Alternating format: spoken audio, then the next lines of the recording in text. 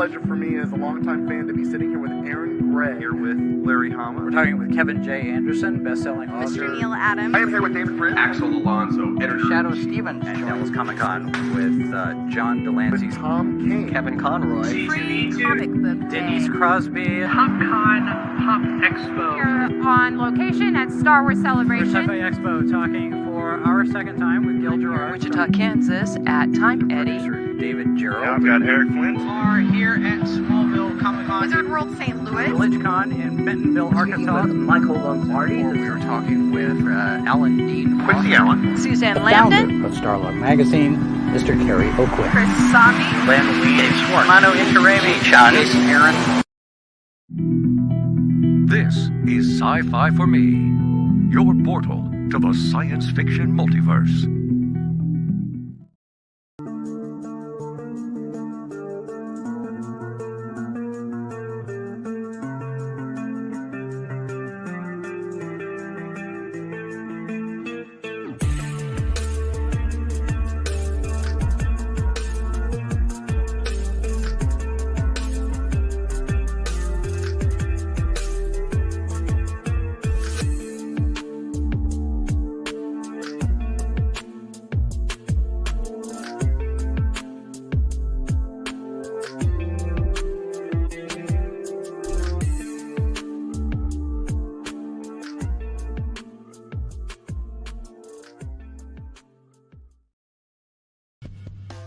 The Immortal Mask, a 1970s superhero crime noir adventure that follows a retired soldier who is given a covenant interview with a death row inmate.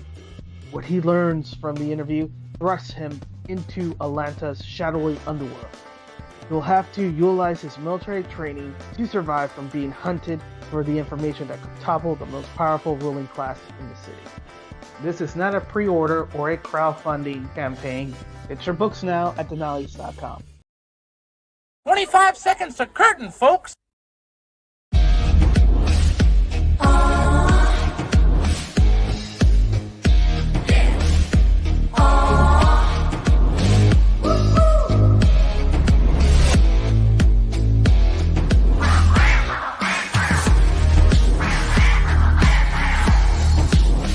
Your favorite podcast is Critical Blast. Ladies and gentlemen, Mr. Mitch Rogers.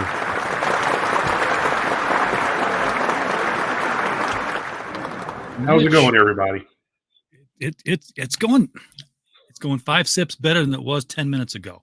So that's the kind of day it's been. It's been a good day. Been a good day. A little cold. Rained all day long. So pretty cold here too. Yeah, what part of the country are you in? South Carolina, Greenville, South Carolina. Okay, so you're a fellow Southerner, even though I'm in Arkansas. It's supposed to be 110 now. It's spring. Yeah, that's how the South is, right? It's supposed to triple digits till October.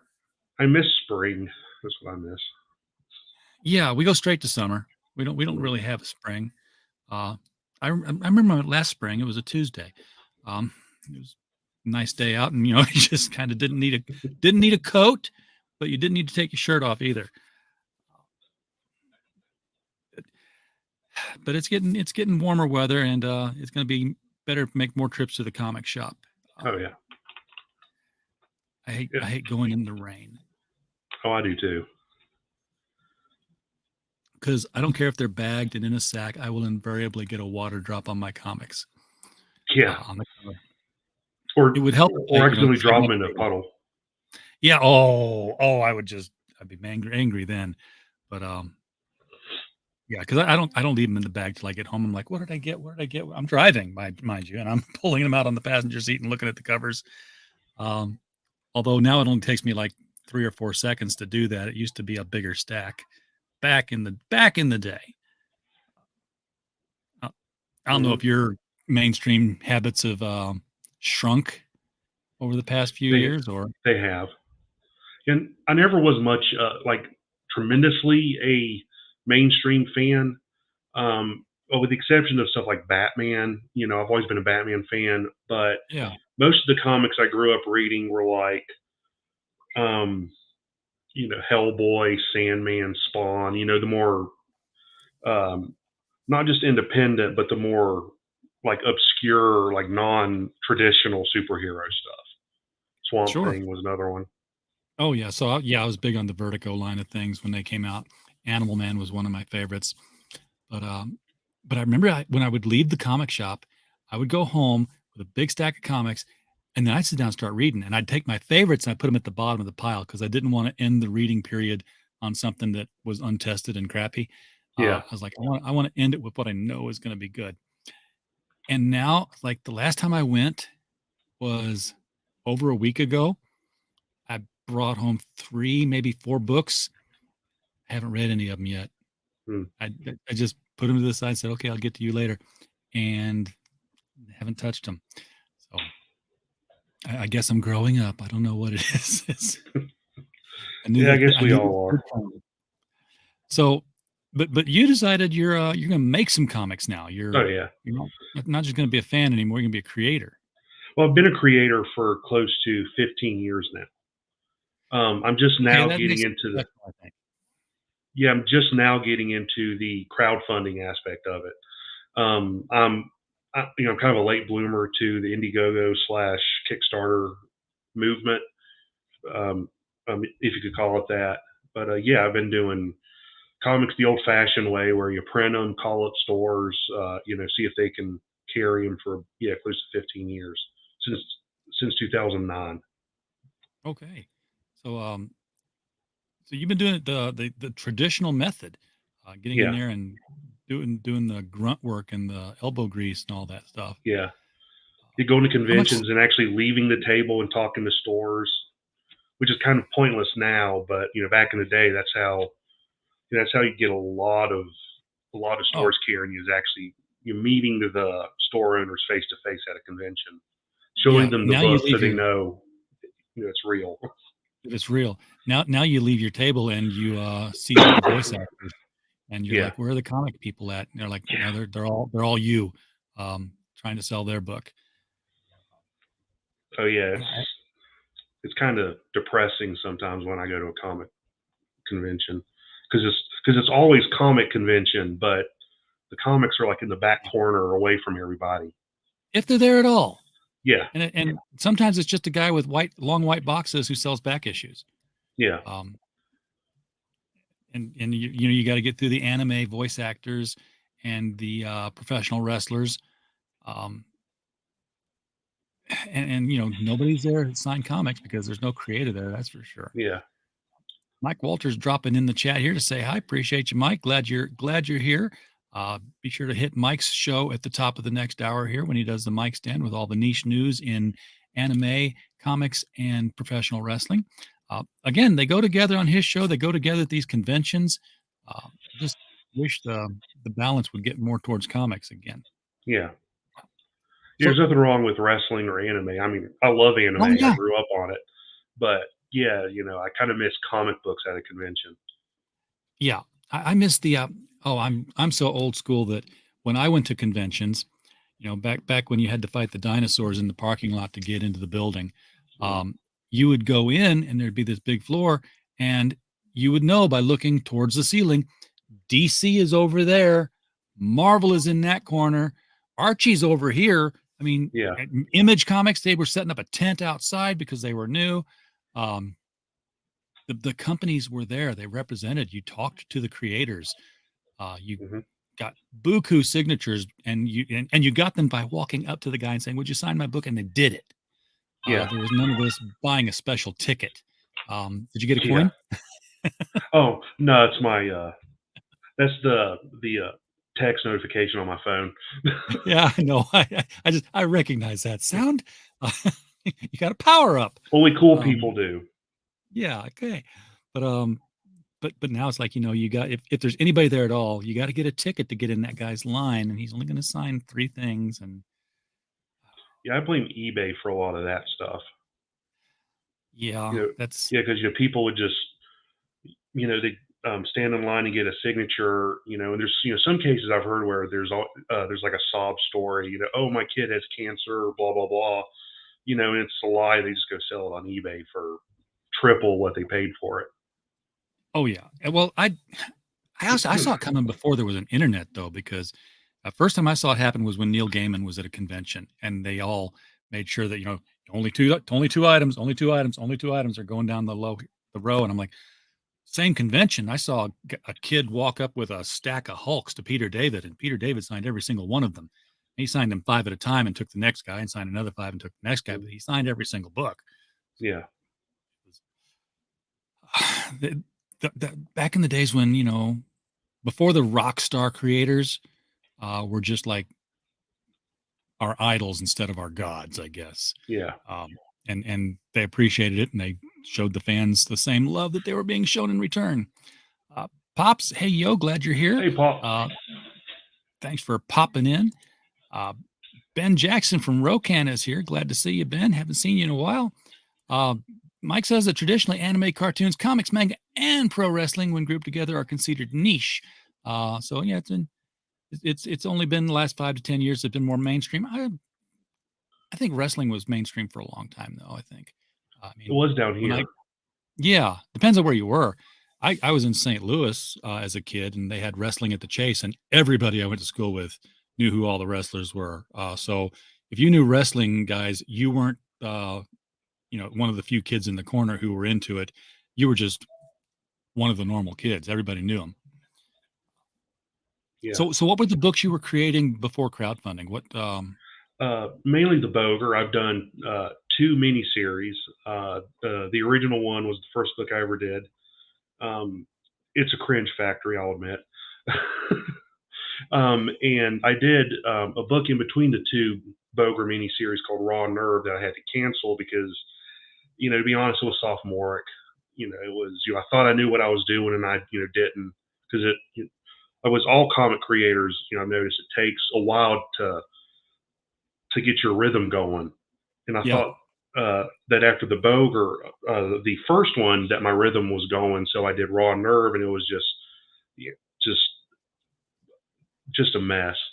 Then I did the second Bogre miniseries, Southern Gothic, which the trade actually came out last year. Okay, so what's a Bogre? He essentially is the god of vengeance. He's lived since almost the dawn of man. He was a human, got cursed by God to become a god himself of vengeance to take up other people's causes of vengeance. But to him, it's not a curse. It's he enjoys doing it because he loves killing people. To him, it's more about the killing than the actual act of revenge. And each storyline takes place in a different time period with different characters. So there's not really any strong continuity in between each individual storyline. So new readers can pick it up with any new storyline, because the book's very simple as far as what the Bogre is. So I can just jump into whatever story I want to. And with the current one, what I'm calling like the big relaunch, the new #1, I'm copying Marvel and DC in that aspect. Well, yeah, why not? Everybody's doing it. Yeah. It takes place in feudal Japan, which I've always wanted to tell a story in feudal Japan with samurai and ninjas and shoguns and all that. And so motivation-wise, he's kind of like the Spectre or Ghost Rider. Yeah, except more brutal, more violent. Like he loves getting his hands dirty when it comes to killing people. He's kind of like, a typical serial killer in the body of a monster.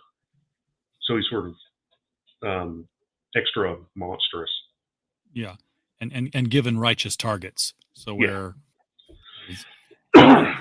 he's not going to go to hell for what he's doing now. He's No, he technically is in hell, and he loves it. That's a weird twist. To think that you put me into my element. I'm so happy now. Yeah. The first miniseries I did with him, the entire story was from his point of view. So you really got to understand his mentality and what he's, what he wants to do, what he has to do. And, his motivation for well, I mean, he has to kill people because that's kind of his curse, but if he had it his way, he just annihilate the whole human race. Yeah. Well, there's no shortage of bad people, but what's somebody got to do to get on the Bogre's radar? I mean, how bad do you got to be?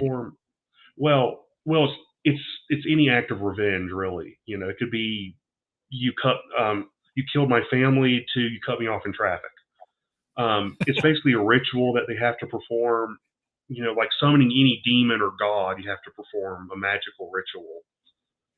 And within the overarching mythology of the Bogre, there's a book called Marlin's Mythology, which sort of is kind of like, for lack of a better analogy, my version of Lovecraft's Necronomicon. Okay. Except instead of this like evil book, it's just a book that you find in a bookstore that just so happens to have all these spells in it. And like explanations of the universe, because later on in the series, I'm going to add more monsters and more gods and demons to kind of flesh out the world a little bit. It's interesting that it's available mass market. You don't have to go dig anybody up. Yeah. Roland, good to see you out there in the chat. Thank you. Make mine Silverline, and I got my Silverline books in the mail yesterday, so that's going on my to read stack. Got Divinity and got Trumps, so going to be reading that. Woody, glad to have you out here. Always a stalwart fan of the podcast. God knows why, but he keeps coming back for more. Is he a glutton for punishment? Guy, he's a masochist. He just sticks around and stays here. So I'm going to bring the campaign up. There it is. And I'm going to refresh it just so I make sure that we are at the right dollar starting value here. 42, the answer to life, the universe, and everything. That is the number we got with 3 backers. Let's change this tonight, folks. Let's get this number up a little bit here. Make it go up.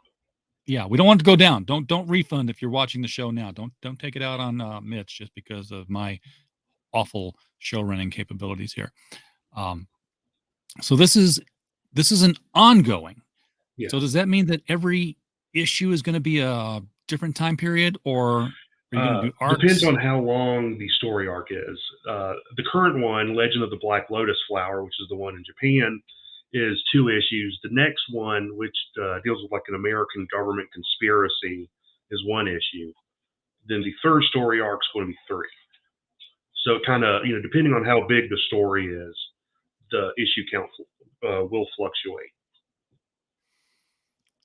Okay, so what's the I'm thinking of what his job is and how powerful he must be, and I haven't even really discovered that yet. How do you make a whole story out of that? Because I would think be like, here's the evil person, they're doing the evil thing. That's like 18 pages. Page 19, the Bogre shows up. Page 20, we're done. Well, one aspect of his personality is he likes to toy with people, so he doesn't really go after them outright. In the first miniseries, he was going after, the most cliched thing imaginable, I admit, a crime lord. And before he got to the crime lord, he just kind of systematically wiped out his organization. And as the story went, the crime lord was becoming more and more afraid, more and more anxious. So it's that kind of installing fear in his prey is really what gets him off before the actual killing happens.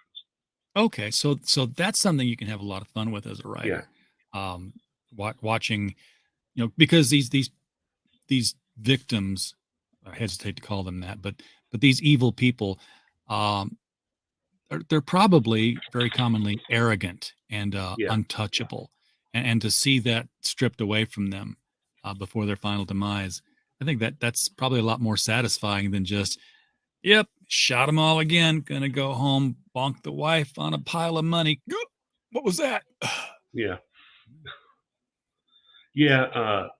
And also, like, I try to flesh the story out as much as possible, because just a basic, typical revenge story, it's just like a bank heist story or, anything of that nature.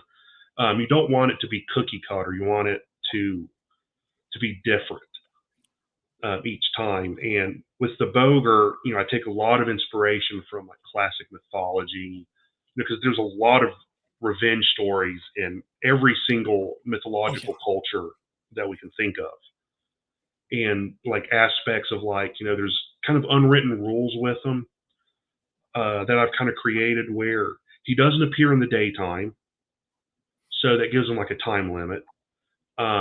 He can't kill anyone that isn't directly associated with his target. Like, you can't just kill an innocent person over here unless that person is somehow associated with, with his target. So now, wait a second. They can be associated but still be innocent, or do you mean like, just not as evil? Like, just not as evil. Yeah, because I'm like, a crime lord might have a 5-year-old daughter that doesn't know anything about what daddy does.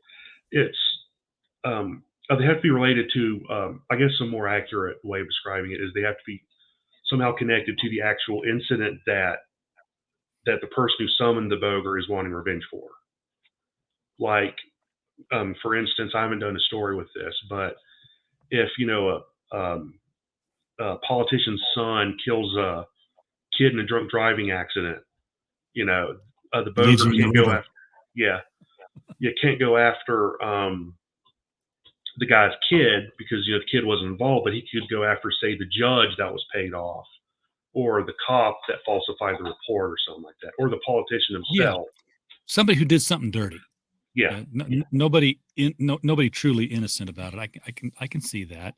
Henchmen and cohorts, just bad people. Yeah.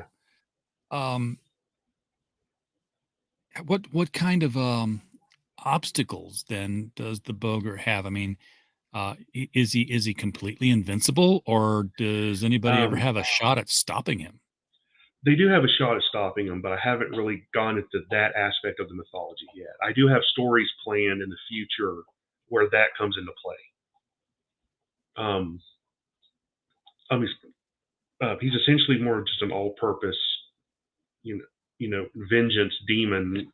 So he's nigh invulnerable, but I like playing with certain aspects of the story to where him being, completely invincible isn't really doesn't destroy the story, because that's not the part I'm focusing on. Because some stories, the Bogre isn't even the focal point of the story, like in Southern Gothic.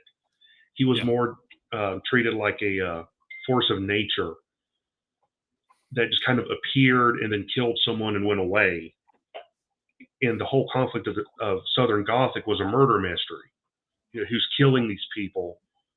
The Bogre's going after the killer, but the sheriff in Southern Gothic is more or less, not only trying to find out what the Bogre is, but also, find the killer. So that's the driving force of the story. And then this one, it's almost mainly the Bogre toying with Shogun. The basic story for this one is it's kind of treated like a classic Japanese ghost story. And in it, a samurai's wife is killed by his shogun, and he kind of forgoes his code of honor to the shogun by sending the Bogre after him. And then the Bogre the shogun kind of becomes the Bogre's plaything, and then there's a huge battle in issue 2 amongst the Bogre and an entire army of samurai. So it's not like the Bogre gets a message from God that says, "Okay, your next assignment is over here." No, the samurai called him. He's got like a business card. It's whoever summons him. It's like any magical ritual that you see in any media. You perform a seance, or certain draw certain emblems. Say an incantation, and he just appears. You say, "I want vengeance for this person," or "vengeance on this person," and goes after them. Yeah. I'm looking at the pages here initially, and you're setting it up with a fairy tale framework, and I like what you're doing with the colors on this. How you fade into the patina parchment here, where we go into old Japan. It's this works a lot better than a stark white background, I think. Yeah. I kind of got the idea for the actual Japanese ghost story part of it to look like it was done on an old Japanese scroll, like scroll art. If you ever seen it, Yeah. Yeah. So I basically just found like a Japanese scroll texture online and just put it over the artwork when I was done with it. So kind of, so I don't know if you're able to zoom in, but you can actually see like the fibers of the scroll in the artwork. Yeah, I can't zoom in that much. I can't even see it where I'm at now. But so this isn't just like a color. This is a texture fill on the whole page. That's going to look great. But yeah, here's the Shogun. He's after the samurai's wife. He kind of makes her oopsie drop something. Says, "Oh, the emperor's gonna be mad at you, but hey, for 5 minutes I can make him forget." And she's like, "Nope, won't do it." And violence happens here. Hello, YouTube. Goodbye, YouTube. The overall storyline. Oh, I'm sorry. No, I was gonna say you got 3-spot color here. I like that too. But go on. The overall story is inspired by a ghost story called Okiku and the 10 Plates, which, in the original story, it was the ghost of the woman that was dropped down the well that gets vengeance. When in this one, it's the Bogre. Yeah, because ghosts aren't real. Come on. This is the metaphor imagery here. I love this because it's like this silent. That to anybody reading comics, this is a word balloon, and it's this. Actually, it's a ghost. Okay, well, it looks to me like silence calling out, like the silent scream of a ghost, coming out of the well, and you've got her face made part of the clouds here. This is it's very not straightforward imagery, very magical realism kind of thing. And then the samurai comes a running, pulls her out, and he can hear her. Yeah. She says, "Who killed him?" Her ghost is calling to him. And as you can see, I censored it a little bit. Yeah. Needed to be censored. Actually, I didn't notice there that it had been censored because you did it in red. Nicely played. We don't even notice that it's censored. So there's a nipple in this book. People, if you're going to be triggered, know that for some reason, the internet or America is fine with bashing a person's head in, but if you show a nipple, that's especially on a dead person. Yeah. Yeah, and there's the perks you get. So you got five variant covers. You're not worried that that's too many? No, they're already done. They're all choices. It's not like you got to buy 5 of one to get one of the other ones. So it's not the same thing as what. But there is a perk to get all 5 if you want them. Well, why wouldn't you? If you want to be a completist, guys. That's why we collect comics. So cover A.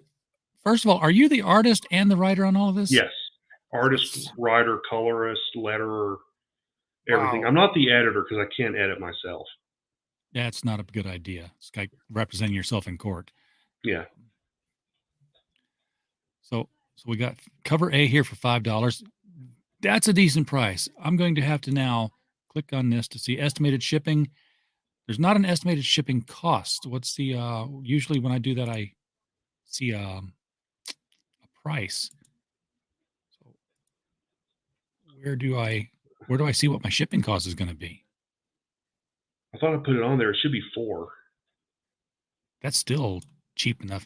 I'm not going to go to the payment page because probably has my credit cards and everything saved in there. I wonder why it didn't come up because I put it in when I was putting the items in. Maybe it's on the payment page because I can't. Maybe it's Kickstarter that puts the shipping cost right here in the perk window. Could be. It's been forever since I've bought anything on Kickstarter. Yeah, it hasn't been that long since I bought anything on Indiegogo though. So I will investigate it. But if you say it's $4, that's a cheap ship price for a cheap comic. You're talking $9 total, people, for how many pages of your issues? 20. I think this one's 20 to 24. Okay. Your standard floppy. Yeah. And usually, crowdfunded comics are 4 to 5 times the cost of a comic on the stands. You're competing with them. You're actually $1 cheaper. So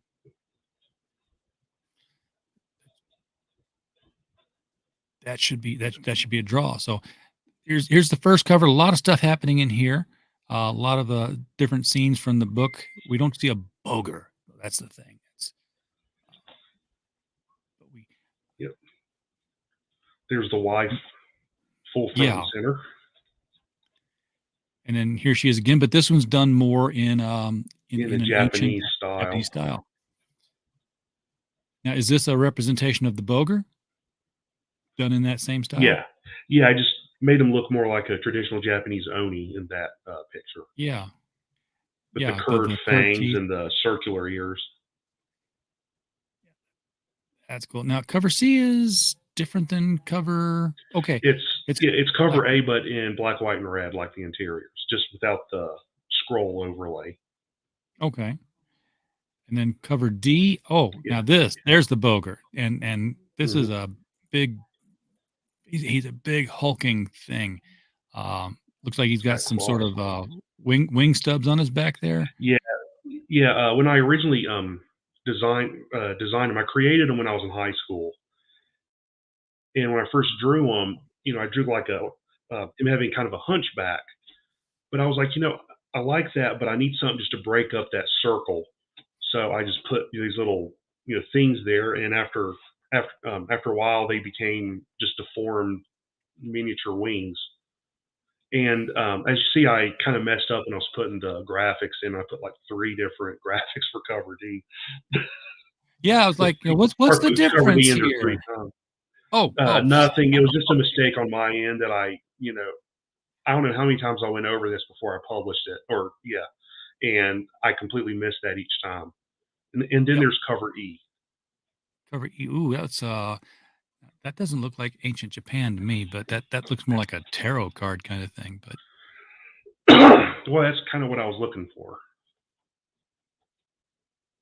But still, it's a nice horror cover for a book like this.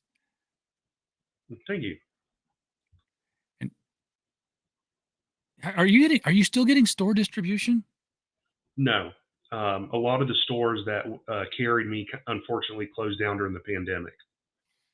So I need to hook you up with my new friend Phil over at the ICBCA, cool. the Independent Comic Book Creators Association, where they're working to put guys like you back on store shelves through their own catalog. Thank you. And I have 2 of the all covers. You wanted to get people to see these things. Yes, I did. I did. You had a lot of white space. You didn't want to scroll through that. But all 5 covers for only $20. That's a good deal, because you never know which one of these covers is going to be your favorite, folks. You might as well get them all. And now this is the add-ons. This is you want to go back in time and see where it all came from.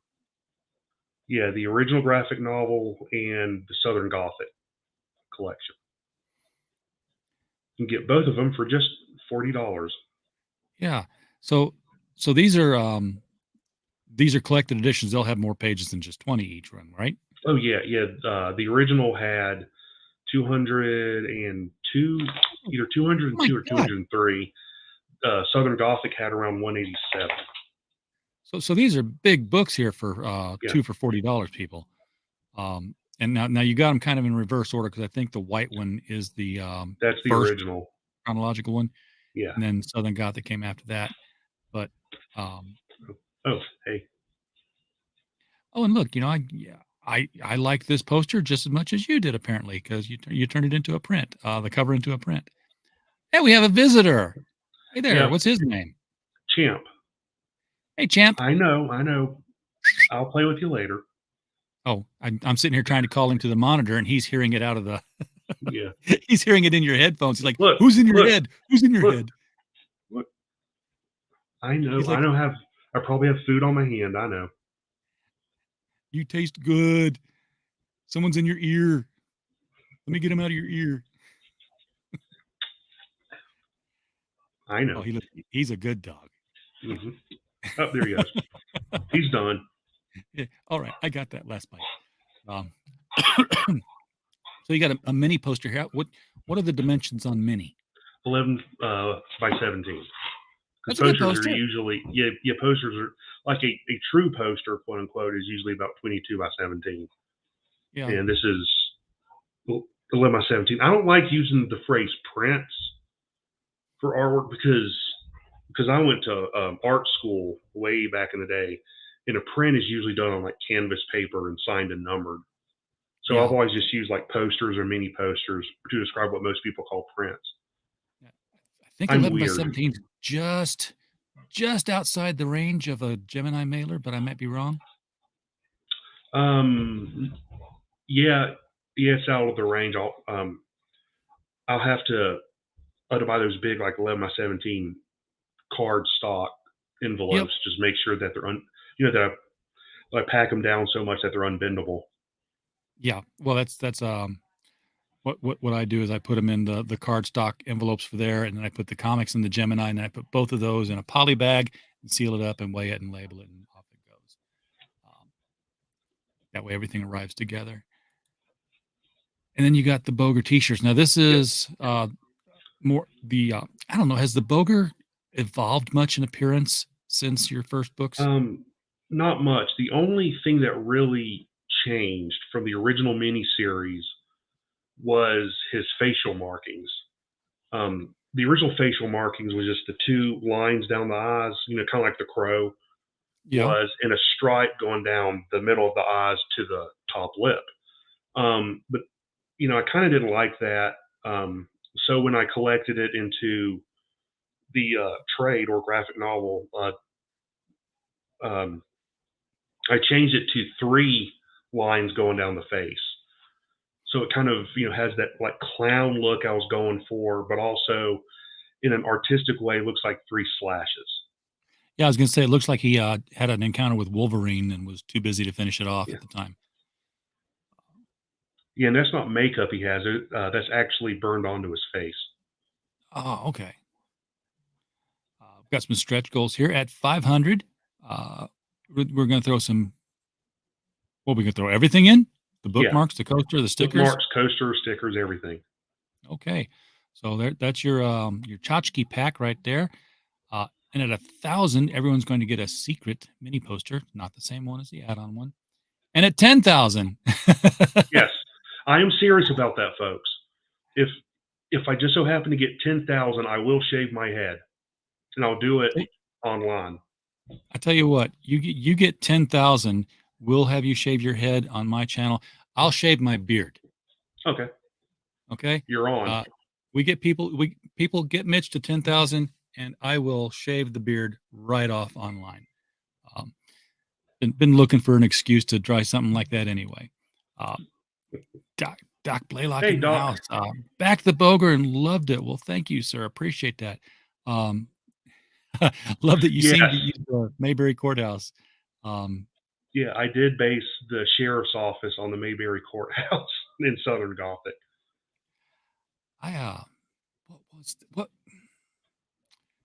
I can't, not Mount Pilot, because that's not a real place, but I lived in North Carolina for a while, and was not far from the towns that were actually used for Mayberry and Mount Pilot. Mount Airy, is that it? What I'm thinking? I think so. It's Mount something. Yeah, I think it's Mount Airy. I used to know at the time. I used to know too. Mount Pleasant, it might be it.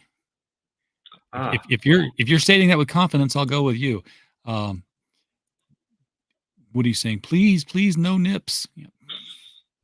Stay away from my comic book collection, then, Woody. Stay away from my movie collection. Yeah, well, that's better than comics, isn't it? You have Life Force in your collection? Yes. Yeah, the Toby Hooper movie. Yes, with Matilda May. Yeah. Yeah. Okay. Yep. read. What do you mean? Read the chat. Of course, I'm reading the chat. 100%.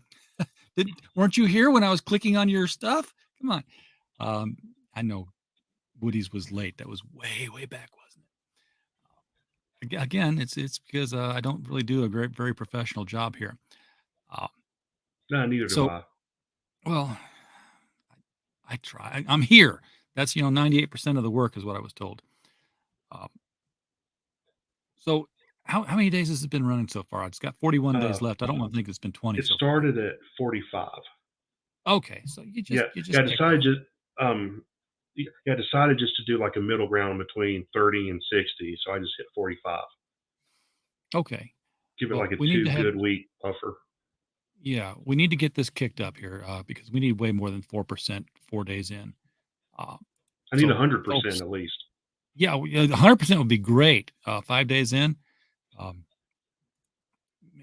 Mitch, do you need an alt cover by that Doc Blalock guy? Because maybe for the next issue, I'll hit you up. Because you've only got 5 right now. Yeah. A sixth one, would just round up. You could replace one of them D blocks with. Yeah. What sucks is you can't edit it after you publish it, and I didn't notice that until after I published it. I'm like, oh crap. I thought you just couldn't edit the tiers, but I thought you could edit the description part. I'll go back and look at it. I hope I can. I think, and it's you can't edit the tiers if somebody's ordered it. Yeah. As soon as somebody orders something, you're locked. But I think you can edit the rest of it. So you might be able to clean that up just a bit, and throw in that Doc Blalock cover. So what are your long-term plans for the Bogre? I mean, this is an ongoing series, so you've got to have a file cabinet in your head full of stuff. Oh yeah, I have a file cabinet. I have notebooks at random parts of my apartment. I have so many different ideas, and since I'm introducing, later on other monsters, I have stories with them and ideas. I have coming up at some point the story that's the history of the world within the Bogre mythology. So it encompasses not just the Bogre, but everything since the dawn of time. And which I love creation type stories. And the Bogre has existed since near the dawn of time, right? Yeah. Yes, his actual origin is back in, I guess you'd call it caveman days, before the flood is what it's called in the original graphic novel. The Bogre was a priest, and he came home one day and found his family was killed by a renegade tribe, and he prayed to God to get vengeance upon the tribe for him. Well, God wouldn't, so he took it upon himself. And then God decided to punish him by turning him into the Bogre to gain vengeance for the rest of eternity. I was just wondering if it was the same guy all the time, or if there were like different people who had become the Bogre over it's the same centuries. guy. Same guy. Yeah. Okay, so he's gotten good at it. He's had practice. Oh yeah. He's had a lot of practice. And if you like swampish monsters, of course, you want to check out Blood and Mud, where you will find Doc Blalock's Gollum at that Indiegogo link. If you're gonna go to Indiegogo, folks, click on the link below the video that will take you to the Bogre.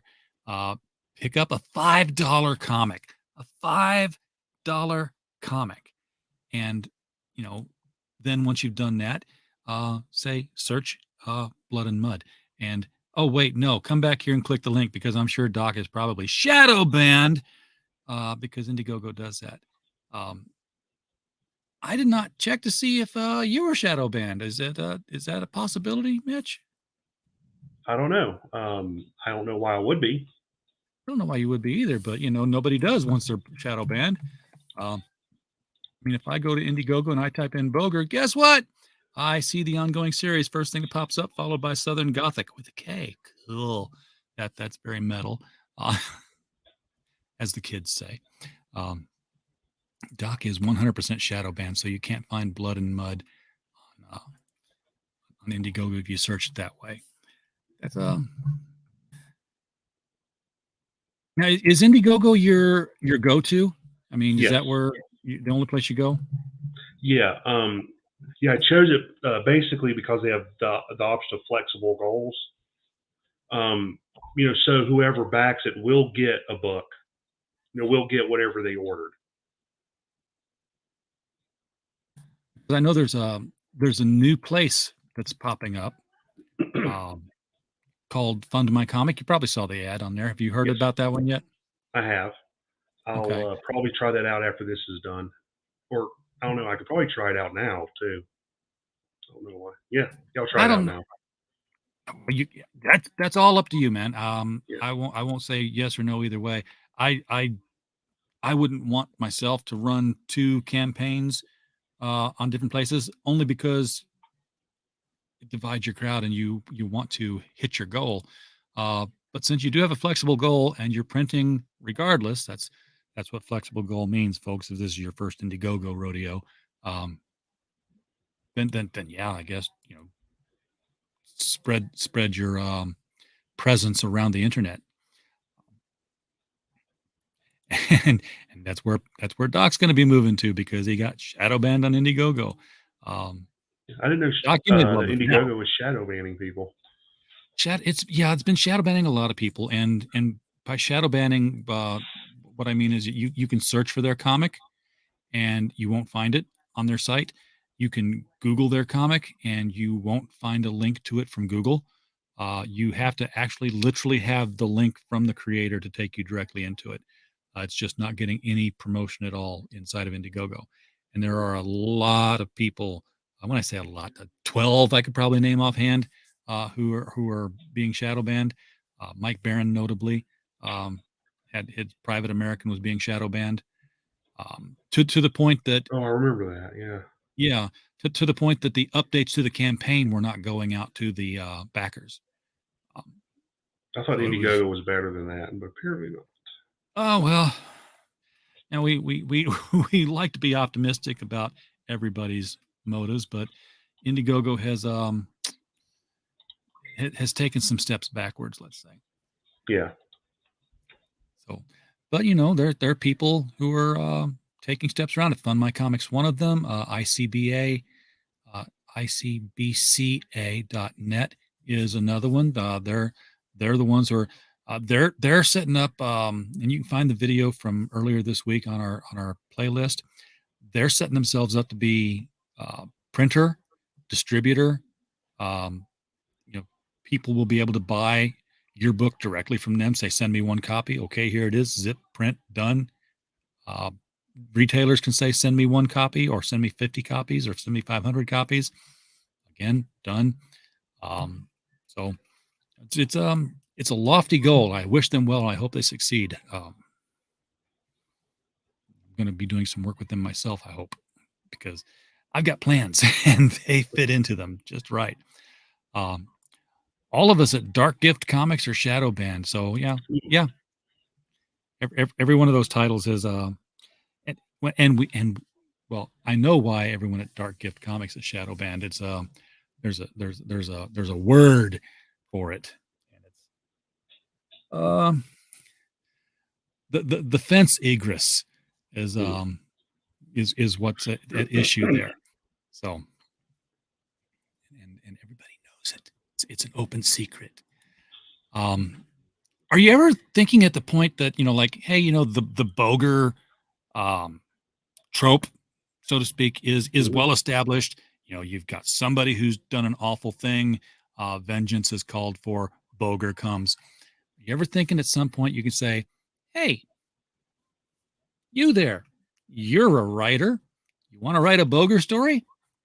And, just take outside submissions, or is this, my baby? No one touched my baby. I've got my baby in my arms, and my baby stays with me. It's my baby.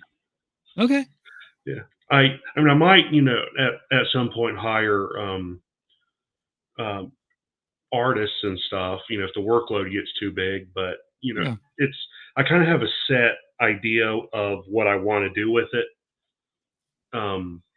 So, and And I admit that with my own stuff, I'm very much a control freak.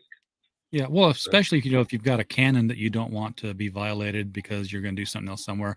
I was thinking more like rather than giving it away or even hiring it out, but like just doing an anthology of fan based or other creator written stories that are all Bogre shorts, just to flavor it up a bit. But yeah, don't blame you. It's your thing. Keep it. Doc's not going to let us write any Gollum stories in his universe, I'm sure. So, I'm trying to think. I had another question in mind about how this Bogre was going to be moving ahead in the future, and it moved right out of my head while we were talking about anthology potentials. So, what are we talking about for a delivery date here? June. So you're close to done. Mm-hmm. And here very soon I'll actually start because I have everything done, print files ready to ship off. So as soon as this campaign's over, I can ship it off, have books printed, and by early June I can start mailing them off. Okay, so the story itself, story and art, they're done. It's just the printing that's got to be done. Everything's done. Oh, and I also forgot. I don't know why it's not on the page, but there is another add-on that you can also get commissions from me. There's there's a black and white price and a full color price. Now, you have different styles, right? Because I mean, what artist doesn't? What am I thinking? I do have mainly one style, but I try to, sometimes try to tweak it. Sometimes I'm not always successful in that, so I learn just to stay with one style as a default. And what I was trying to get at here was that this opening framework here, this is Mitch. This is Mitch style. Yeah. Look at that. So, that's Mitch.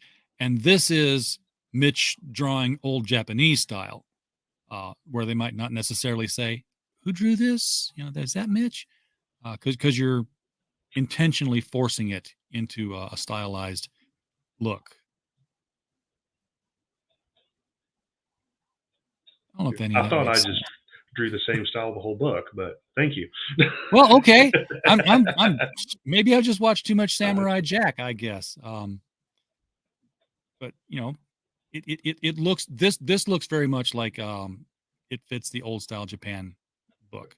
Well, I was trying to go for that, so thank you. I like the I was looking at this panel here. I like this perspective you've got looking up. Thank you. At the Shogun coming in. So many people draw the straight on. Yeah. Yeah. I grew up a huge fan of artists like Richard Corbin and Bernie Wrightson. And that's one thing they'd always do is try to draw from a different angle each time, not just a straight on shot or straight above shot, would be at an odd angle, under, over. Yeah. And to be, for the Shogun to come in and you're looking up at him, it really conveys, dread and power in this person, because, you're not, if you were looking down at him, it would make a different emotional statement, because you'd be above him. This makes him, looking down at you, the reader, as well as, down at her, who's not going to survive much longer here. I'll just leave that up there and let YouTube do what they will. Doc would like to know why you chose the Southern setting for presumably not this Southern Gothic story. for Southern Gothic. Multiple reasons. I've always wanted to tell a story taking place in the Old South, like a lot of the Bogre stories. The settings are taken from like movies or TV shows I like, and I love movies like Oh Brother Where Art Thou. Obviously TV shows like Andy Griffith. And I was just like, I wanted to tell a story taking place in the Old South that dealt with racism, but not the stereotypical, what you always see in a movie. I wanted it to be more of a traditionally Gothic type story. Instead of like dark castles, there's a swamp. Yeah. Instead of like barons and counts, there's a sheriff, there's a mayor, there's his deputy. Yeah, there's an old witch in it too. Yep. Swamp, screen doors, and humidity. Yeah. And a serial killer, of course. One of my favorite TV shows was American Gothic. If you ever saw that. Yeah, with was it Gary Cole? I think was Gary Cole, the sheriff in that. Yeah, Sheriff Lucas Black. Someone's at the door. And I just love the hell out of that show. I wish it could have gone on for longer than it did. I think it only went one season too. Yeah. I don't even think it had that. I think it had like half a season or something. I don't know. It was but one of those that kind of DVD. lasted. Yeah, because it had episodes. Maybe I'm mixing. I think it had episodes that were not aired because it finished off the story in the DVD. Yeah. If you like Southern Gothic stories, pick up that one. We are reaching the top of the hour. Is there anything about the Bogre that I've danced around here and we didn't really talk about? Not to my knowledge, no. The only thing we want to impress upon viewers now is get the book. It's $5. Even I've got $5. So I have $5. That's about all I have. But if Doc backs very soon, you'll have 10. So awesome. Doc Run, thank you for being here, Doc. Appreciate the comments, keeping the chat lively there. So with that, I will just say, Mitch, thank you so much for coming on the show tonight, bringing the Bogre. I know that I saw the Bogre before. Weren't you've been on the show before, right? Not this one. I have appeared on a few Pops shows when I was doing Southern Gothic, and I'm also part of the Indie Comics Network, so I'm on some of their shows, and I usually hold up a copy of Southern Gothic or the original. So that might be where you saw it. I know I've seen the name. I thought maybe you'd been on the show before. I was like, but I don't remember any of this origin story. It certainly would have stuck with me, and I probably would have got the other books too. But now that we've made the connection, we've got to keep this going. Get you back here on all your other projects, and of course, as we get closer to the close on this one, obviously hit us up, and we will again fail you as miserably as we have tonight, I'm sure. But folks, if you're watching this on the replay, help me out. Click the link right below the video. Go over to the Bogre, $5 book. Some great add-ons. You can get the original stuff at a very cheap price. Those books, it's $40 for the two of them. One's 200 pages, one's 100 pages, and I'm talking like 100 to start with and beyond that. So they're thick books for $40. Worth the investment. Everybody in the chat, thank you so much for being here tonight. We do not have a show without you. We're just a podcast falling in the woods otherwise. So we're very appreciative that you show up and watch me do what I can to promote creators and hopefully have them come back another time to do it again. And as always, while you were here, we just hope you had a blast.